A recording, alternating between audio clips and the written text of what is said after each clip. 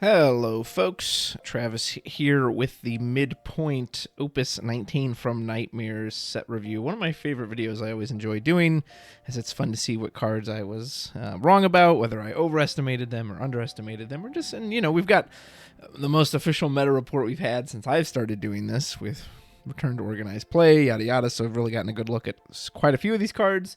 Some of them not at all, so this is going to be fun to go into. As always, if you're interested and want a question submitted for the question and answer, feel free to submit it into my Discord or the Twitter. I don't have a whole lot for this week, but, if you're interested, always welcome. And if not, appreciate any likes, subscribes, all that nonsense down below. So let's get right into the cards, shall we?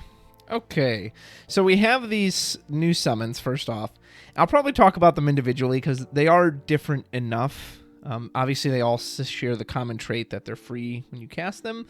They all seem to have pretty unique uses, too. I can't think of one, and maybe I'll see it as I go deeper into it. I can't think of one that just has a universally jam this and everything because it's that good. Because technically, their effects are kind of on par with their Opus 1 effect. So this 7,000 damage for a single forward for 3 is the same amount as Opus 1 Brynhildr, and that had an EX burst. So, of course, what makes this worth it is when you can cast it for free. Pretty much most of these, there's not a whole lot of them that feel great when you have to pay for them. Obviously, the most common spot I see this one in is Magissa. I have seen it in the 13 list as well, just as some easy removal that you don't have to pay for, although 7k is a little low, so it doesn't tend to get rid of a lot of stuff, but obviously a great Magissa combo. Ace is... he's a cool legend, I guess. Just, man, fire just doesn't exist. Fire does not exist right now. And Abraskas that... Where are you if a one cost deals 10k to anything on attack forward isn't good enough? Then again, is this card over-designed? I can't help but compare it to Braska because... it just deals in 10k when it attacks. However, Braska also punished your opponent if they chose him. Braska's, while yes, way more expensive, could just be played freely. Ace has to remove 5 fire cards specifically, which is pretty much mostly eliminated him from non-fire heavy decks. If you did a solid split fire, ice, fire, or whatever deck, you can't really run Ace because there's a chance you might not actually have the ability to keep him on the field. And specials are specials. They're just kind of whatever. And the thing is, too, this effect can actually be protected against or reduced. Unlike Braska's. Braska's, you couldn't do anything about it. It just cut through any kind of protection, whereas Ace doesn't do that. So is there too much there? Is it just that fire itself isn't super strong? I don't know. It really makes you wonder about what this kind of the state of the game in general, that a card like this is not too good. Let's say it didn't have that restriction. Think about it. If it didn't have that restriction, so that entire first line of text is gone, all he has is a special, and when he attacks, choose a forward opponent controls, deal 10,000. Are we still using this? I guess you could cheat him into other decks then would be the thing. You could put him in Warriors of Light or whatever else. So, yeah, I guess that would be interesting. I don't know. Edgar, I'll talk about the Edgar and the Savin together. Just why? Why are these so similar to the other two? They completely conflict with the previous ones and the 6 decks that have been doing well in tournaments. Some of them run the Sabin for S fodder. They don't actually use it, though. I've never seen the Sabin actually be cast. And, again, cool art. I like her art, but why for these cards? The Tarutarus, I haven't seen once. Why? They don't do anything. Maybe they'll do something in the future if they ever add more action abilities, but there's so many better ways to go. Herder, here's a bunch of bodies early than those, so shame. Zaz is, fine. He's on the 13 list. He fits there just because he's a 13 fire card, and he technically does search. A lot of times people won't even play Dodge or throw it away. Tifa I've never seen once. It's garbage. Dodge is just fine. I've never felt like Dodge, he makes... just the way that deck works. It's either killing you in 3 turns or it's not. I can't imagine a scenario where Zaz having 1k first strike from this backup makes a difference. Obviously, its entry or burst is fine if it helps you scry through your hand if you want.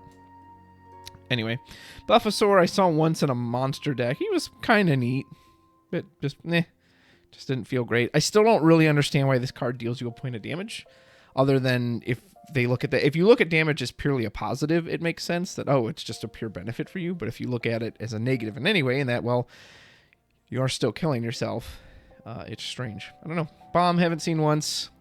Haven't already touched on. Miyu is good, but I haven't seen any serious decks doing the whole Miyu search into Kali Cheval, into whatever else. I've seen it. If it's a backup searching a backup. There's nothing wrong with it, but it definitely hasn't. I just don't think that deck's super popular right now. Monk never seen, Loyalty never seen. Both these are pretty bad. Lunith haven't seen once. There's a better Lunith backup anyway. I don't understand the point of this card. Ruby Weapon, I actually played against once, my buddy Tanner. And, it's kind of it's a fun card. Like, it's not good in a competitive sense, but it's a fun blocker that it can sit there, essentially block anything. It's only going to take 1k from it, so it could even block something as strong as Warrior of Light. And to say, yeah, I mean, I'll block you freely. Yeah, I dull afterwards, but you don't kill me. So he's a fun, dopey little card. He's cool. Laragorn, and we'll talk about the Stooges here. You got Kurlax down here as well. So everyone was really high on these when it first started. Saw people jamming them in the 6 deck. Definitely saw a lot of those turn 1. Laragorn, go search out Mobius, play it straight to the field. Recur the Kurlax you use to pitch for the Laragorn, then play the Kurlax. Boom, you've got all the Dream Stooges. And then you've got this cool Dull Freeze over and over again. But I've never actually seen it win a game. Like, the one game it won was the first time it was used against me, and because I was playing this super fair generic deck that, like, didn't really have much removal. So yeah, it totally stopped me there. But beyond that, like, they all died to Shantoto. Even Hecaton Kyre, people say, oh, but it makes you discard your hand. I haven't seen that matter. I've seen that happen many times, and it doesn't matter. The player will still get as much value as they possibly can. I haven't seen the action ability on Laragorn happen once. It's pretty much impossible if you're running the Super 6 quote-unquote title deck. And, well, again, clearly the Dull Freeze on Kurlax, if you can do that every single turn, is great. And again, especially if they don't have any kind of removal. But we also have other free action abilities that just kill stuff. Look at, like, the Warrior of Light Rosa combo, or Rosa and Une, or just Une by herself, Warrior of Light by himself, the twins still, Rydia. Those action abilities, like, greatly impact the game and the board, versus a free Dull Freeze is nothing to sneeze at, but the fact that you have to have all 3 of them, no. I've personally taken these out of my version of the 6 deck, and I think it runs way smoother. You don't have Mobius potentially bricking you. And, yeah, I mean, I like the Romano art. It's cool to see new characters in the game, so I am glad the cards exist, but I don't personally think they're worth it in that deck. Maybe there's another deck. Maybe there's some triple color fire, ice, lightning deck that when 100 things get banned in this game and fair cards like that are allowed to be played, maybe then it'll be worth it. But Leon, I was going to totally write off, but I did see one person use like an aggro Rebels deck. They played like the Light Maria. They played Guy. Guy got out. Who did he bring out? Was it the Maria?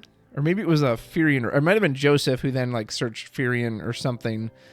But yeah, and then like tried to like kill me in 2-3 turns. That was like kind of neat. Other than that, just this card's whatever. There's what I think Onion Knight pointed this out in his blog. 4 more Rebels, and there's 5 Rebels total. There's 5, so legit you have to have Joseph, Firion, Guy, Maria, or it doesn't even work. Like, they just, I don't know, they hate 2, I guess, or they hate Rebels specifically. Who knows? Waltrill sucks. Crystals are just bad. There's to this day, Robel and Glacial are the only ones even worth using, and there's just better ways to get it. Like, it's a do nothing card. Vincent is fine. I've seen some people really high on this. Oh, it stuns your opponent for a turn. It's I've had those turns where I lock out their backups, and so they draw 2 cards and pass, and then I've still gone on to lose that game because it's just it. I just don't think it's as impactful as people think it is. Like, and the continual choose a character and freeze it. Why couldn't that have been on attack or at the start of your second main, like having to not attack with him to continually keep one thing down that they then have to dull? I don't know. I also don't think Hobby Japan appreciates how much worse just freezing something is versus dull and freezing it, especially in this day and age.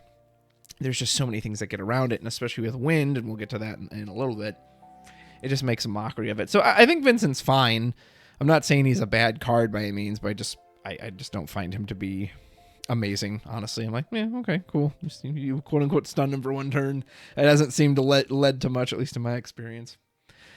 Monkey Man Umaro. So I complained about this card a lot when I saw it, and having seen its performance since then, I think I was 100% right. It's funny because some people love this card and think it's absolutely amazing. And then I know a few people who actually think it's terrible. Like, it's so overrated. It's outright terrible. I think it's kind of in the middle. I overall still think it's over-designed. And I don't think it... So the reason it works is because that action ability, even though there's way too many restrictions on this action ability, and I'll repeat it here. You have to... Here's every restriction on this action ability. Discard 2 cards, okay? That's the first restriction. Second is they have to specifically be Category 6 characters. That's 2 restrictions. Then he comes onto the field dull. That is a 3rd restriction because dull is worse than active. 4th, you can only use this ability during the main phase. And in the break zone, of course, naturally, where else would he recur from? During your main phase. So that's 2 more restrictions. Main phase can't be done as in combat, and then 5, your main phase. Also, you can have a dull body that doesn't do anything, but then you can break that body to deal something 8,000. Like, why? With that many restrictions, you should be able to play it. What I would have it say, so discard 2 Category 6 characters. That's fine. You want him to be in the 6 package. Play him onto the field. He shouldn't have to be dull. And you should be able to use this as long as he's in the break zone. It shouldn't be restricted to your turn. You should be able to do it. Why? Why can I not? I'm paying 4 to get an 8K blocker out that they can do something. And it's not like he can block and then kill the blocker and then also do the power bump. If he sacks himself on top of that, he doesn't kill the blocker because they don't deal combat damage. And if he was a 9K, I would like it a lot more because that deck really struggles with forwards that are 9 or above. Sabin naturally only hits 8. Umaro also only naturally hits 8. And someone's like, well, yeah, but you can chakra with the Sab and get him to 10, then do it. And I said, yes, you're still using 2 effects for that. You're still using the chakra and then the Umaro trigger. Like, that's you're still, again, committing 2 resources, the same as if you do a normal Sab and Aura Cannon and the Umaro shot. So now what makes him work is because in this deck, which is nothing but 6 characters, when you have those turns where I drew 2 dead backups, turning those backups into something is good. But that's also would be true of any deck, right? Any deck that you can turn 2 backups into something is good. So yeah, I do love this art. He's very adorable. And obviously it's not bad for the 6 deck, but I honestly still think the 7 cost Umaro is better, has more kind of clean removal. So it works because of the abundance of 6 characters, but I still think it's completely over-designed and way too many restrictions. Cloud of Darkness and Snow both suck. These are both cards that are designed like it's Opus 6, which I've complained about for a while now. Some cards get the old Opus design, some of them get new Opus design. It's almost like they looked at this Cloud of Darkness and realized how lame it was, and so they just slapped that damage 3 on there. I don't know, she gets Brave, I guess. Why not 1K too? At least make her a 10K Brave, but terribly inefficient way to get rid of a single monster. Same with Snow, like that's kind of an old style thing. Oh, he can block and he has extra power and he makes him discard. Like that's never gonna work. The Shiva, I tried it quite a bit. I just don't think it's that good. Again, you don't ever want to pay for this naturally. And I just again, a single dull freeze and a draw. It's not bad. That is not a bad effect. But it's also not great. It's just, that's kind of where the game's at. Like, that's just not super great. So, yeah, I don't think there's anything wrong with this card, but it's just, again, I guess I kind of wish maybe these had been efficient to cast normally, because I don't want to pay 4 for that. Paying 4 for a card drawn on 1 forward dull freeze. If it was character, maybe you're talking now. But that's just too inefficient to cast naturally, so, yeah, I don't know. I never felt great when I cast it. Sarah Mobius. Oh, Sarah Mobius. A card that read poorly. My buddy Daniel, man, he's probably to this day, he'll be out there sitting on his rooftop, howling at the moon, like drinking from his flask, being like, I'm telling you, Sarah Moby, this is great. Nope, this card sucks. It's only going to get worse is the other thing too.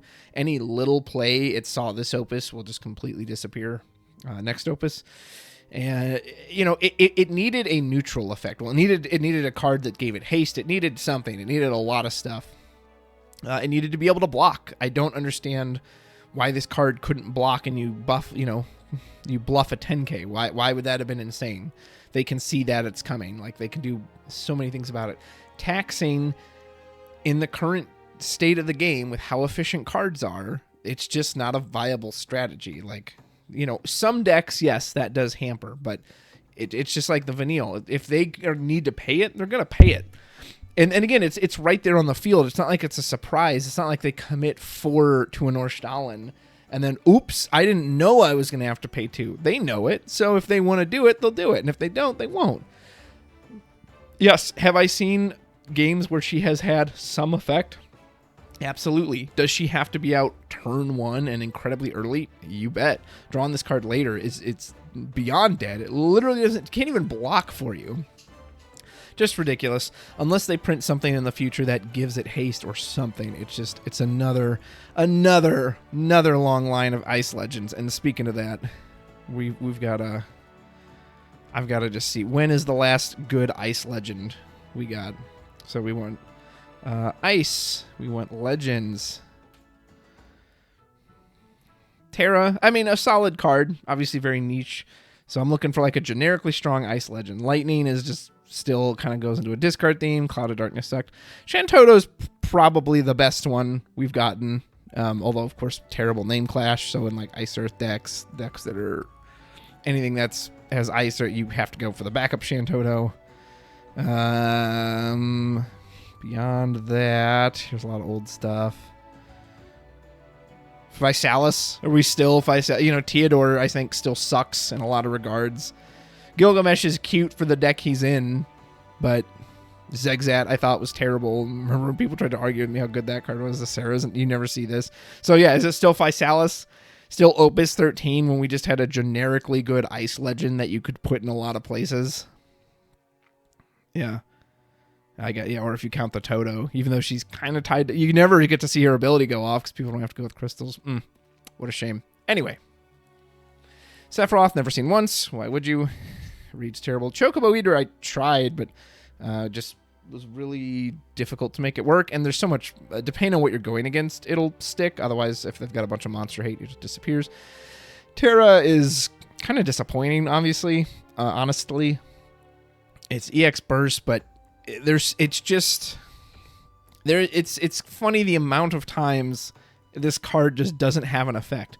I'll get it early and I don't have a summon, so I can't even put it down turn 1 to get that summon back. So it's a terrible backup. Or they have a forward with Brave, or they won't attack, or it's too big. I can't kill it for 8k. Like, it's fine. It's just fine, but I was hoping it would be a lot better than it was.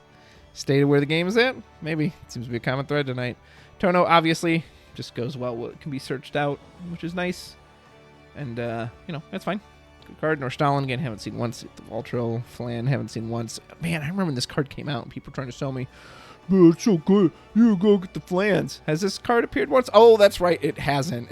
I don't understand these people who feel the need to, defend these cards that clearly are not strong. And it's okay. It's okay that they're not strong. Not every card is going to be strong, Is there too much fodder in these sets? I personally think so. But yeah, it was weird to see so many people defend this card, and I haven't seen it do anything. So, sucks. Lean sucks. Never seen it once. Numu technically is a better Hurdy, but I've never seen it. So, there you go. On to Wind. Alexander is great. I couldn't believe the amount of people who fought Matiski on that. No, that's not very good. It's too niche. It's like, what are you talking about? Being able to play Yuffie or Rosa or Lulu, like Lulu especially, that Lulu's kind of like the forward fire terror. Lulu's who's enter the field, immediately cast this for free. Break a monster, draw a card, fantastic.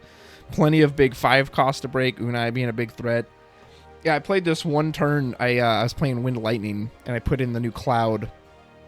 And so Cloud broke Titan and Warrior of Light, and then I cast the Alexander for free to break the Unai. Like, freaking value, baby.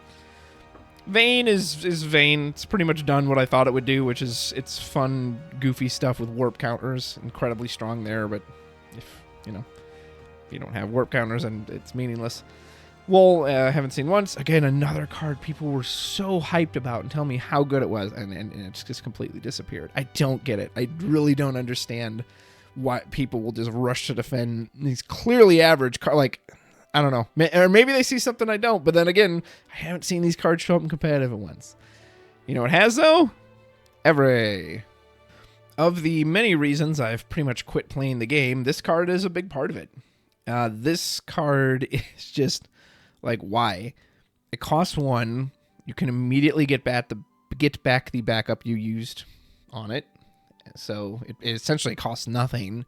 And then future turns after that, it makes it so easy to do Althea stacks, Chocolate counters, shoot through the roof. And as someone who liked to play a lot of ice and try to hit your resources, for it to just invalidate what you do is, a big part of the reason why I stopped playing. You know, I play Lastwell or I play Zero Miss or whatever, and I hit your backup, and then they go, okay, yeah, activate it for free.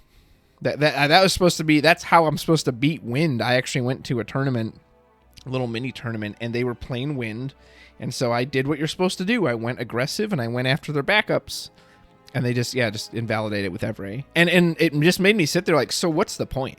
No, legitimately, what is the point? If what I do doesn't matter, and they have cards so strong that just completely invalidate, why bother? Why bother playing? Absolutely hate it. It's stupid. It's just, there's just no reason for it. I chuckled so many times when I was playing this in one of the Wind decks, and I would have other players against me say, well, I'm going to at least make you waste your Evray activation on that card. And they would spend 1 or 2 or 3 or 4 CP on whatever it was to freeze it back up. And I was just chuckling like, okay, so you're going to pay whatever you just paid, and I'm going to pay nothing. That's a good deal for you. And again, I'm not like attacking the player for that, because what else can you do? That's what your deck does. You got to commit to what your deck does. It's just that copium of like, well, at least I'll make you burn the Evray trigger. It's like, that does nothing, right? Like I'm paying nothing for that. So dumb card, dumb concept. Are we ever going to get anything that prevents all this backup or reactivation shenanigans? Anything? Nope, guess not. Emerald Weapon is bad. Haven't seen it. Thief's bad. Sid Highwind I saw in a Cloud Pod. I think it was the European tournament. And obviously very goofy there, because anything that lets you just sit there and do the Cloud Pod over and over again is amazing. So great in there. White Mage. I don't think I've seen once. Zoo. Sorry, Daniel. I know that was your spoiler, but haven't seen once. Pretty bad. Sarah Mobius, haven't seen once. Sophie, I've seen a few times. This card's okay. Yeah, you don't see it consistently. It is the idea that you could get a bunch of her actions, Monster Break, Backup, Haste 2K is neat. It's neat. Certainly Wind doesn't really need that. It has much better ways to do all those things. But yeah, I mean, it's fine. I don't know if it'll last much beyond this generation, but it's a solid card. Buddy is obviously great. Maciejewski said it best. He said, Wind is the last element that needs or deserves this, but here we are. Yeah, why couldn't this have been an ice backup or a lightning backup or, I don't know, what else needs earth, fire? Like, why Wind again? And 10 has a category backup in every color, so you can fit this in any combination. And you know what's funny, though?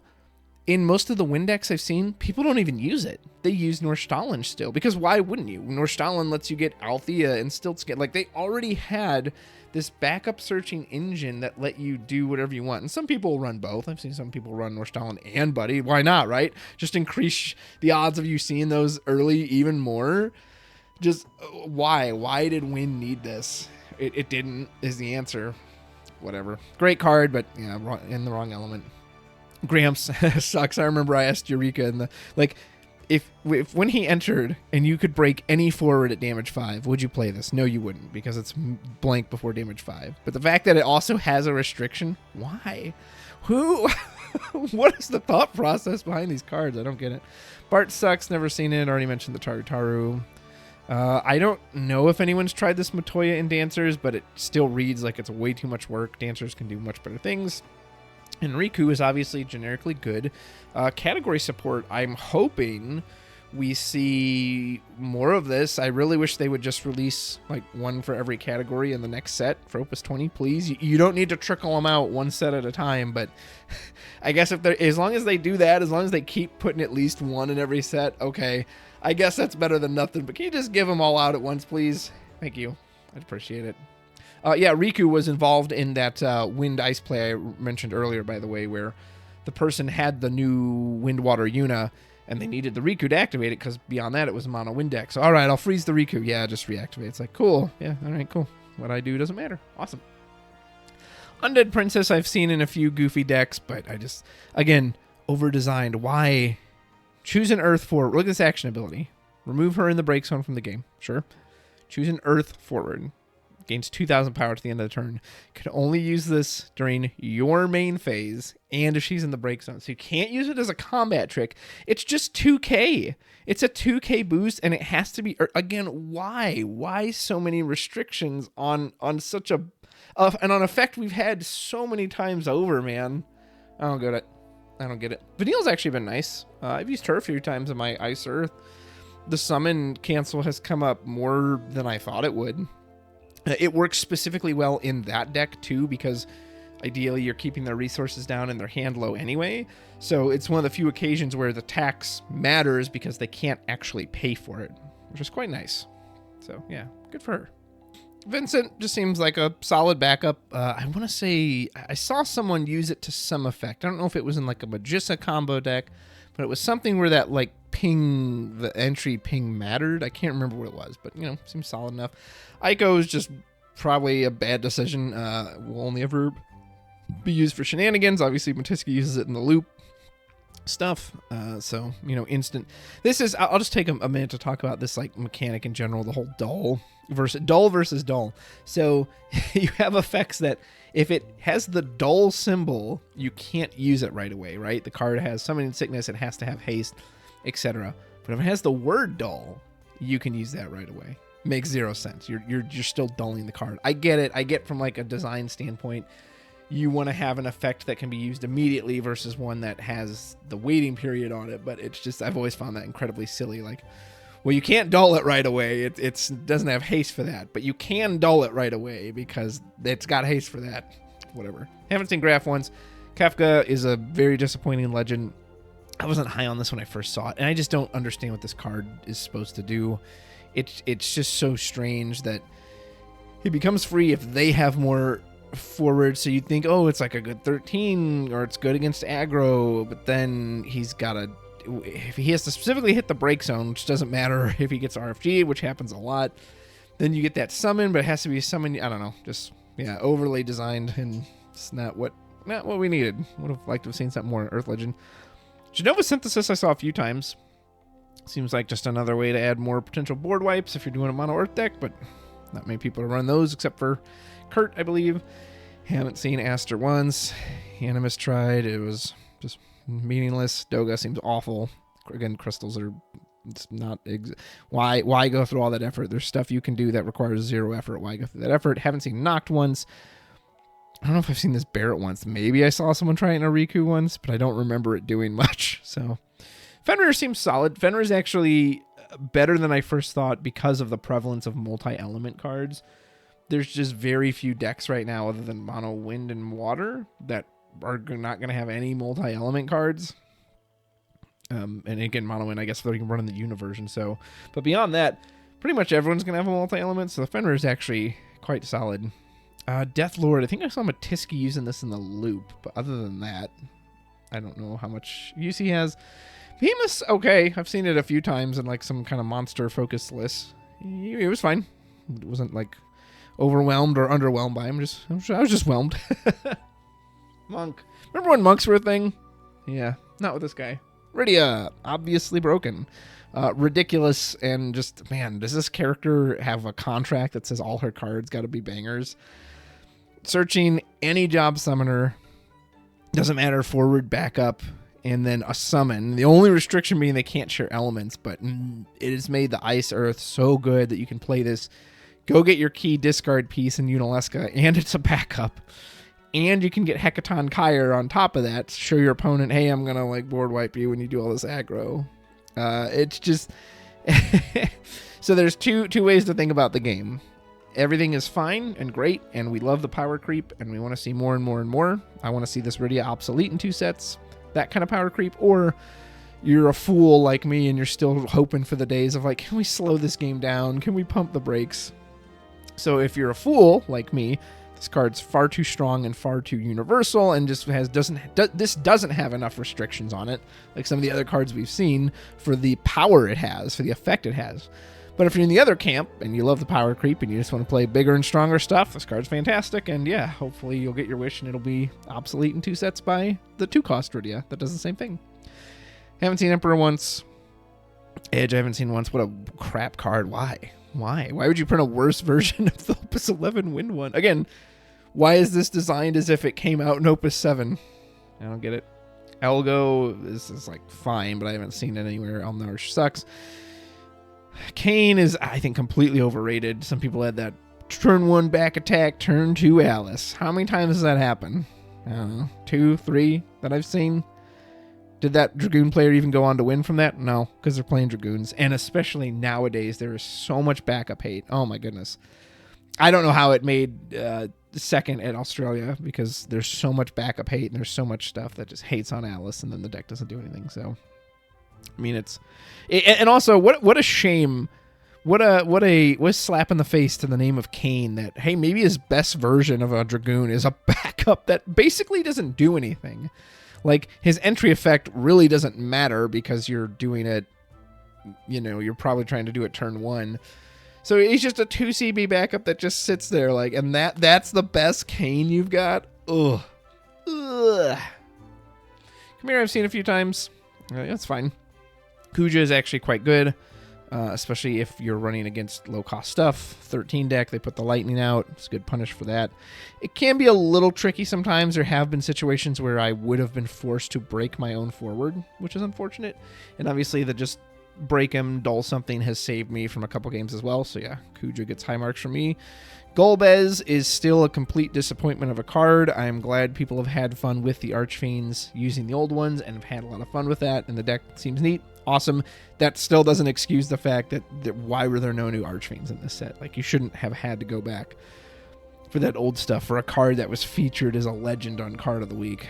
I just don't get it. But people seem to really like the deck, the one that does exist. So imagine you get new Archfiends.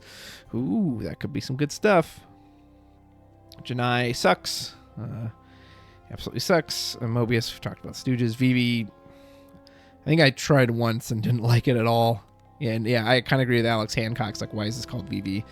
This could have been any other Black Mage or anything else. We've already got a Vivi that does what it does, so. Behemoth, I think I saw once. It was fine. It wasn't special. Lightning is... I figured someone would find a use for this card, and I remember when I reviewed it, I just wasn't really sure where it went. There's a fun, they call it the Army of One deck with all the different lightnings. And the way her action ability works, I didn't realize this either, you can use it as many times as you have an Odin. So I've seen people, this lightning will be out there, discard 2 Odins, break 2 different forwards, and then the lightning just kind of breaks supplementally to that. So, and then they play another version of lightning out. So in that particular deck, it's obviously fun. Enough shenanigans here that surely there's going to be some fun stuff you can do with it. So, which was neat. It was neat to actually see it get some kind of love. Ramu sucks. Again, there's a few times I've seen it relevant in the 13 list, but beyond that, it's just why? Why? There had to have been something better than this, right? I understand they didn't want it to just be straight 8,000, because then it's strictly better than the fire card. You know, it's a different element, but it's strictly better than the Ifrit. So if you're going to have 8K, you want some kind of restriction. I think I would almost rather it say hit active forwards, which is still in line with what Lightning does, than to have the restriction of 3 or less. I just don't get it, so... Sucks. Again, seen it a few times on the 13 list, but it just sucks. Ricard is insanely overrated. This card's fine. There's nothing wrong with it. It's fine. It's what you would want in a Dragoon. But people talked about this one like it was like the second coming of the card. Like, I just don't get that. It's still a reveal 5. That's still the cursed mechanic. Now, again, in Dragoons, maybe it's not cursed there because you're playing it in mono lightning, but there's other decks that, okay, well, you could have played plenty of cards that have reveal 5 and stack a deck around them so you can guarantee they don't whiff. It does get lightning card. That's the one thing I'll say, like, all right, that's pretty nice. So it's not just restricted to characters. You can get some summons, not that there's a lot of great lightning summons that you'd want to get anyway. And then the break itself for first strike is fine. He's a fine card. Nothing wrong with it. I'm baffled by the way people talk about it. The card's amazing. Amazing? Really? Really, you put this down on turn 2, you curve it out, and you're like, oh my gosh. This card, I'm just like, yeah, I mean, it's nice. It does, but we've had other cards like this that you play them for 3 and they reveal or they get something back. Like, I don't know. I don't get it. I don't get why he's amazing. Dragoon doesn't even fit with Dragoons because he wants to see multiple elements. And yeah, wow, look at all these garbage lightning cards. There's so many of them. They're so bad. Oh, goodness. Ash, I have seen a few people slot into decks, and every time they just throw the card away. They never actually use it. So maybe there's some hidden thing here, but it just again, it seems like too much work. And this is one of the downsides of power creep. What is the point? What are you going to use for this? Raffia, Rosa, or not Rosa, Warrior of Light, Une. Again, you have Rosa for that. You can pay 2 more. You have a body, and it can, and even on your opponent's turn as well, just let you recycle these absurd action abilities. Why go through the effort of doing the Ash and bouncing the Ash and just like, yeah, who needs it? Well, again, I still like the art, and he's a cute idea, but the special is just, yeah, he's completely about his special, and why can he block? All these cards that have had can't attack or block. Can't. Why is he different? Why does the Wool get to block? Is it because he's from the Mobius game? Because that's what it feels like. Is that, oh, well, he's from a category that we want to push, so he can block. Why? I don't get it. Whatever. Aerith, never seen once. Gao. I mean, if there was a way to play water cards easily in 6 and not like, well, I hope I draw the other Mog to pitch, or Strago. If we get the Riku version or the Sid Kramer version of a 6 backup, and it doesn't name clash with everything, I'm all in. Gao will be fun. Be really fun. But until then, it was just a pipe dream that I couldn't achieve. Clavat sucks. Haven't seen Sapphire Weapon once. Maybe in the future if we get more weapons. White Mage. Haven't seen once. Strago, same thing. A 6 deck would love to have this. You know, EX Burst, on entry and death, essentially get yourself 2 cards, and his Revenge Blast holds nothing to Sabin's Aura Cannon. Don't let anyone tell you otherwise. Especially because to even equal it, you have to be on damage 4. But if you are on damage 4 or 5, it is quite good. 10k power reduction? Hey, that's pretty good. But he's water, so it doesn't matter. You can't play it in the deck and risk bricking yourself. It's the same reason with the Mobius. You're just bricking yourself with lightning cards you can't use. Like the worst, if you're playing water in this, you're playing an inferior version of that deck. So one day, maybe if we get that color fixer. Sanctuary Keeper's kind of fun. You don't see him anymore, but I saw him at the start, and it's really fun too if your opponent has something like, if you've got an Orin against it, or a Charlotte, and so they have to choose that, and you're sucking up all its activations. But it technically would also work well with Warrior of Light or Une, right? That you get to use their abilities twice. Warrior Light, you go to combat, ping, reactivate, now attack, now ping again, and it becomes 12k, which is ridiculous. So yeah, I kind of like him. Again, clearly he's kind of just outclassed by Rosa, but I still like this guy. He's fun. Sophia, haven't seen once.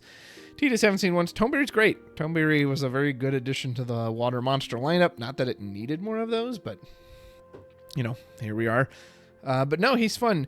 He is a bit more expensive since you do actually pay to activate him, but it is a nice way to filter cards out of your hand, too. If you've got a light card stuck in there, oh, okay, I can just, you know, and his Death Touch ability I do really like. Would like to see more things like that.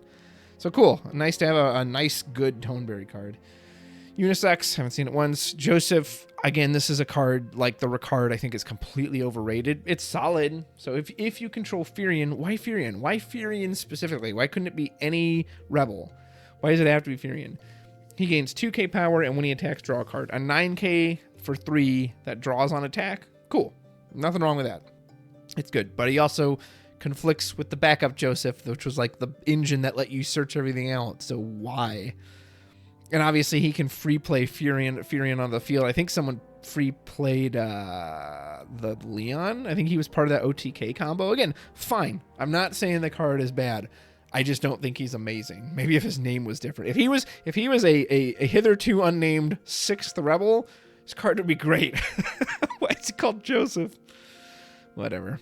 Larsa, seems fine in Sky Pirates. Other than that, haven't seen him much. The Leviathan. Oh, I had this card idea way back in Opus 12. Check that footage if you want to be sure. Saw it a few times, and there were a few times the whole like lock out of your hand was relevant.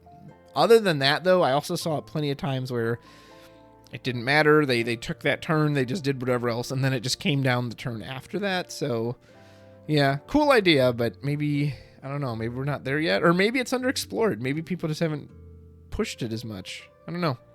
Refia. Saw this a lot in the Japanese stream yesterday.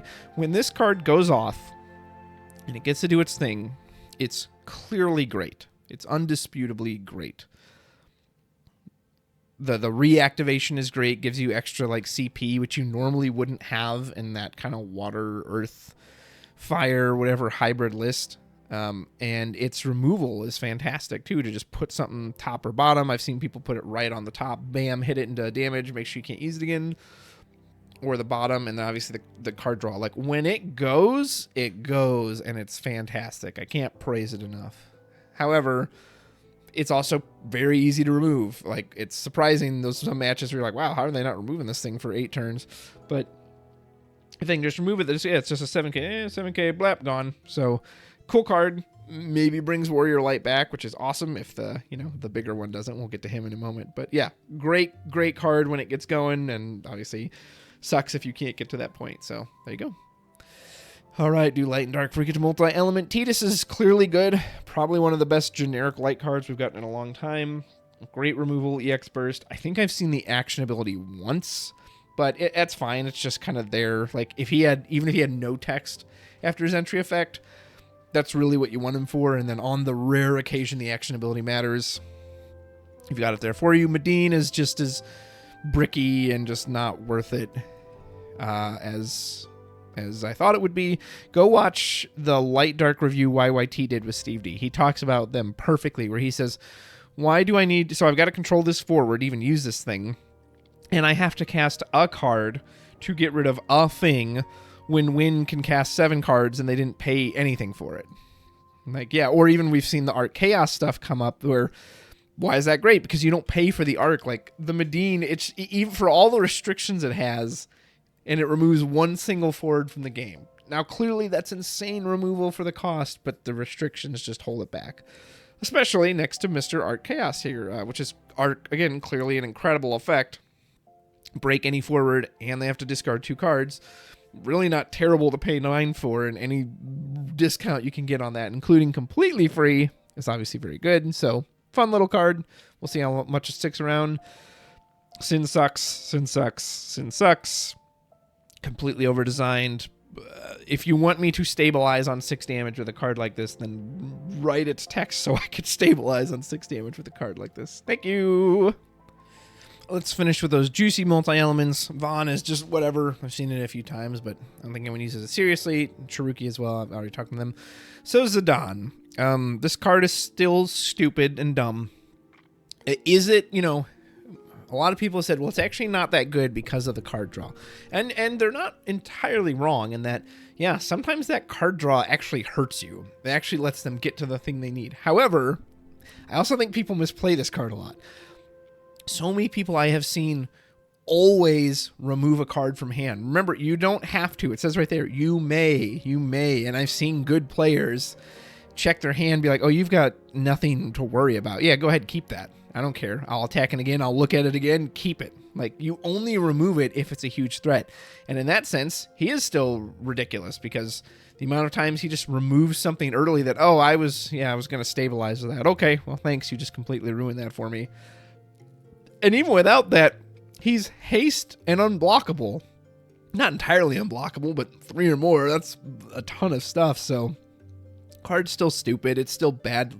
It's just not interesting design. Like, it's just not enjoyable. Who wants to sit there and just, oh, cool, you got to pick the best thing out of my hand and remove it entirely. So, but it's what you'd expect from a Zidane card. If he was in a different color combination, if he wasn't fire or wind, I think you'd see a lot more of him, but he's still been a really nice asset to the rainbow decks where when you need to scout for something scary. Really good with Yuffie. Scout for that Amaterasu, and then, cool. So, yeah. Still annoying. Still, thankfully, not as absolutely miserable as I thought he would be, but still just an annoying card, and I would be happy if it disappeared. Emperor's what I thought. Meh. Prish is obviously very good. There are sometimes, though, the warp still feels lackluster because you've got these 9Ks, 10Ks. Dealing at 8K and then having to wait 2 turns isn't useful. So I sometimes I wonder if the warp is a bit of a trap and you just need to play her for her immediate entry effect. Orkisha is obviously great. Just really smooth recursion for monsters in that element. Gilgamesh sucks. Don't know what the point of that card was. Cloud is very good. I think, again, you would have been happy to pay 6 for this card. The fact that it can become 2 is just... why? I don't get it. But, yeah. If we want to live in the second world with the superpower creep, then more thing. Again, let's get Cloud obsolete in 2 sets, please. Give me Super Cloud, Rainy Cloud, Light Day Cloud, whatever. Verald is cute, but I've never seen it used seriously. Pain was okay. It's just okay. I used it in Guardians. It's another 10 character, which is great for like Waka and his counters. And on entry is like fine, but generally when you see her, rarely are you like, oh, I'm removing a key card from the break zone. So it's just fine. Hilda, of course, we haven't seen at all because they don't support Category 2. And Yuna has been fine. Even seen it on Damage 5 a few times. Riku helps it a lot that you can play her in mono wind now. That's a huge difference versus having to dedicate a wind water deck specifically to it. I still don't actually think she's better than the other Yuna for the purposes of Guardians. I ran both in my version. I mean, not that Guardians are really there anyway. But yeah, she's fine. She's a fine card. Very, just kind of does what she does in Innocuous and enter the field. Same old boring stuff I've been complaining about. Unai. This card's a bitch. I everyone said how strong it would be, and I agreed. I was like, yep, that's gonna be strong. And seeing it now, God, the amount of just times people can remove backups is just silly. And I didn't think much of it at the time. Actually, I remember I said I was surprised the cost reduction didn't go further down, that it was only -2. Not because I thought it needed that, because the way cards are designed these days, I'm like, why can't this become free? That's like their thing, just make stuff become free. But even so, paying 4 for this, it just kind of feels wrong. Like, I feel like you at least should have to pay 6. The bouncing the forward is it's bouncing a forward, but the bouncing the backup is so brutal, especially if people are trying to play fair stuff.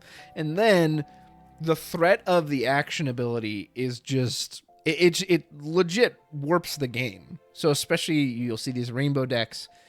If she can go get a summon, you better have a Mist Dragon or something, because the game's going to end. I've seen so many plays. Someone tries to come back into the game and, okay, I'm going to dull the Unai, get back Amaterasu, and then get rid of it. And then the Amaterasu just sits there in the break zone for the Unai to get again after the turn after. You're just locked out. You're fucked. You're locked out of the game. And again, it's okay for this card to do it for some reason. For that set of cards to do it, not other cards. It's incredible. It's probably the best legend in the set. And it is clearly a super strong, impactful card. And do not let that summon resolve, because that game will end if you do. Garnet is my spoiler, so it's obviously the best card in the set. No, just kidding. I did have a fun time with that, though. But she's very good. It's one of the few cards I've seen people, I think, enjoy warping. The warp is so strong, too. Getting 2 summons back when she comes in, ridiculous. But you're also just happy to pay for her naturally. She obviously works well in the loop. Perfect colors for Sophie still. Just strong card.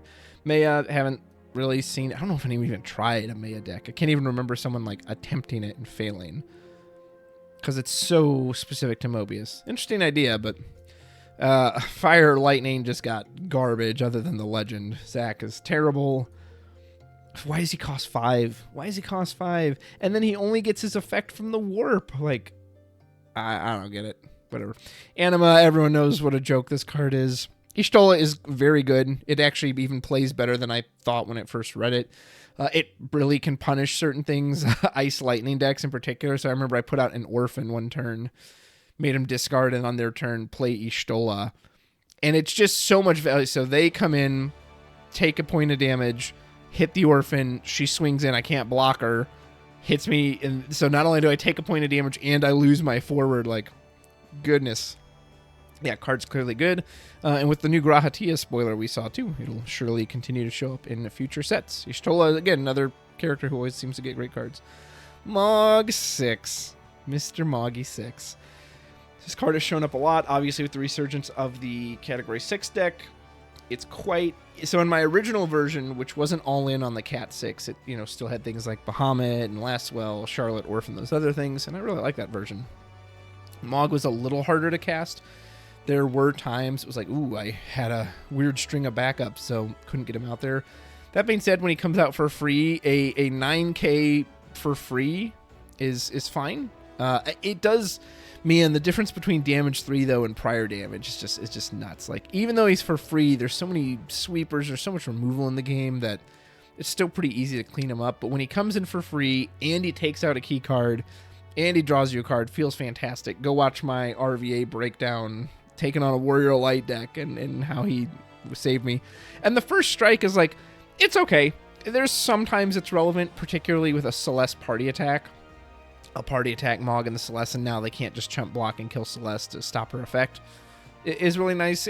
I've never really felt like, oh my gosh, this first strike is winning me the game, but it's got a few nice applications. So, card pretty much did what I expected it to do. Love this cute little Amano art. It's my server Discord image, too. So yeah, fun guy. Lived up to what I thought he would. Shadow Lord, I still appreciate his simple derpiness.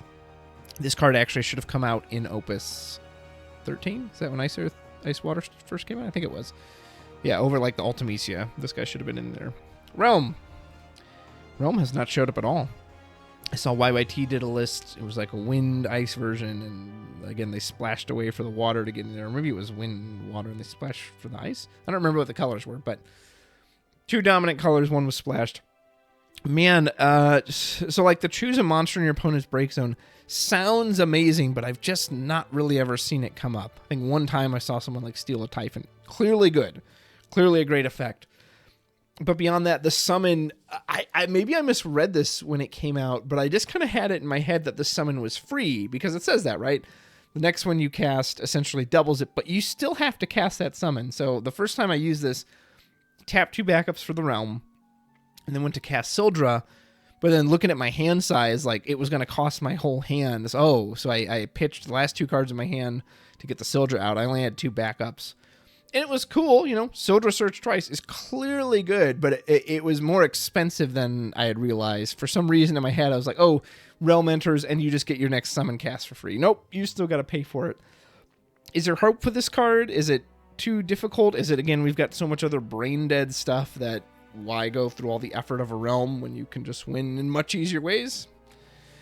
Remains to be seen. I'm a little worried it'll just disappear after this set. And in particular, this is 2 sets of ice water that they haven't been able to make anything happen with. And I love that element combination. But, you know, I want a card that Celestia can work with. Celestia is a cool legend, but she never really saw much play even back in that day. Her supporting cards were terrible. Mog is cool, but he sucks outside. You can't really use him outside of 6. And again, until damage 3, he doesn't do anything. Yeah, I wish Ice Water really got some more love. Remember how I said brain dead earlier? Speaking of which, well, if it isn't the card that has come to define Opus 19 from Nightmares. I have a lot to say about this card. Mr. Warrior of Light, our first 4-color card. So I kind of alluded to this in my Q&A, but in case you didn't see it, I do think his effects aren't very balanced for his colors. So he has 1 wind effect, which is activate all backups. Essentially 1 water effect, which is draw a card. 2 quote-unquote earth effects in Brave in the 10k power. And then after that, everything's fire. He's got haste. That's fire. First strike is fire. I guess you could argue the haste comes from the wind, but I feel like it's fire. And then the action ability, dull him, choose a forward, ping it for 5,000. That also feels like fire. So, on one hand, so again, we're going to go those 2 worlds, right? If we're in the game needs to be slowed down, we need to pull stuff back, this card is totally broken. And it's way too strong. It does way too much.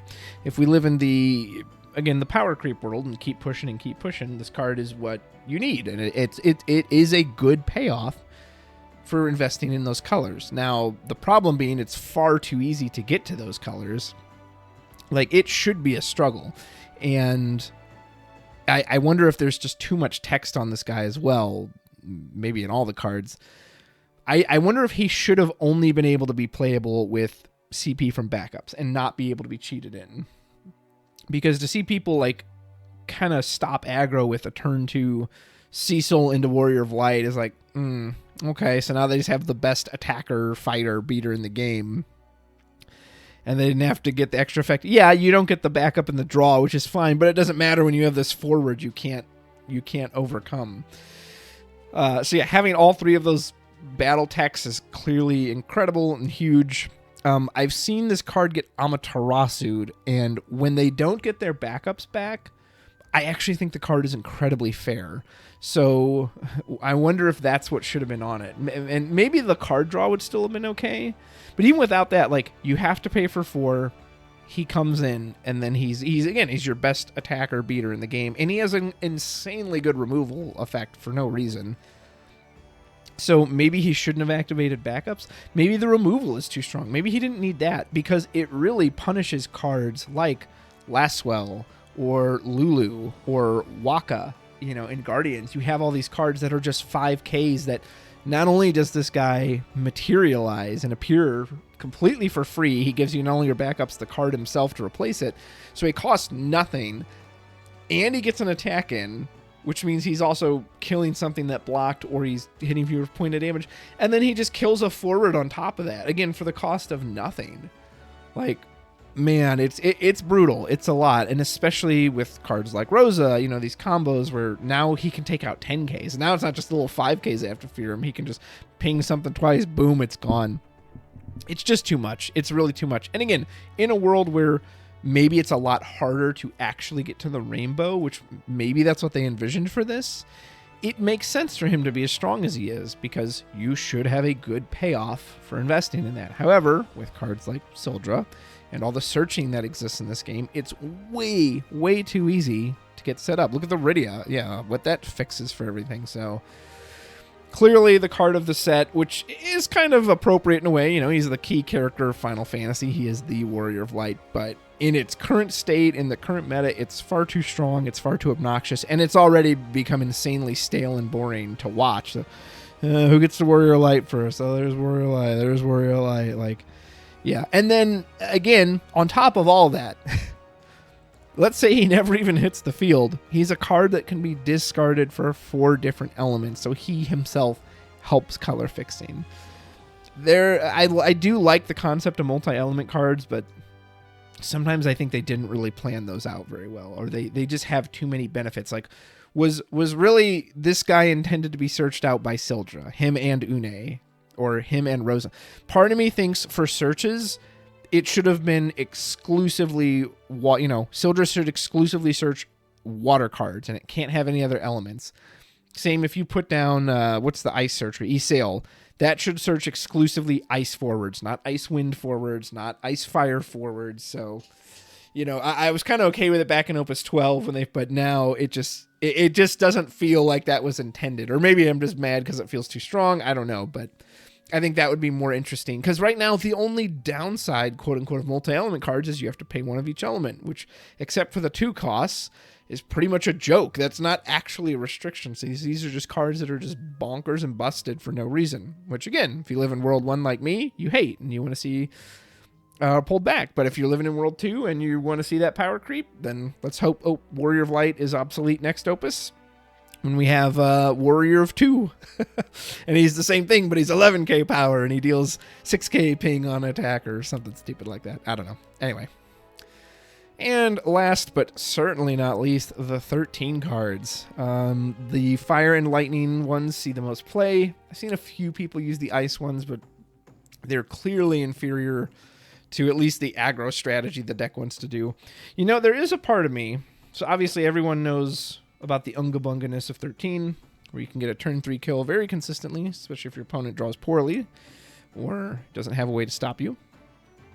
I've wondered how strong this deck could be if it actually took its time. What would it look like instead of going all in for that play, if you set up and you still had that surprise, I'm actually just going to kill you in 2 attack phases, but I have the resources this time to amot you or to do your own counter spells. I don't know. If anyone's brave enough out there to try that, please do, because I did see a slower version of this deck involving Earth, and I was actually pretty impressed by how well it did. And I was like, oh, maybe you don't need to Unga Bunga with this. Maybe if you take your time, you could do something. Obviously, the Unga Bunga is very powerful and successful, and you could argue that this card actually has warped the meta more than anything, and that the reason people are playing the wool stuff is because they're scared of this. That's why everyone stopped playing Wind, because, hey, I don't want to run to 13. It'll probably wipe the floor with me. I've tested against this and with it far too many times than I care. It's boring. It's uninteractive. It's just not fun. It's what I think a lot of FF has become in the past several years, which is, do you have X card at X time? So again, here's Hope Vanille. Okay, do you have an answer to these? Yes? Okay, you win. No? Okay, I win. And that's just not interesting. That's one of the worst types of games you could have, and I think a lot of the games have gotten like that for FF.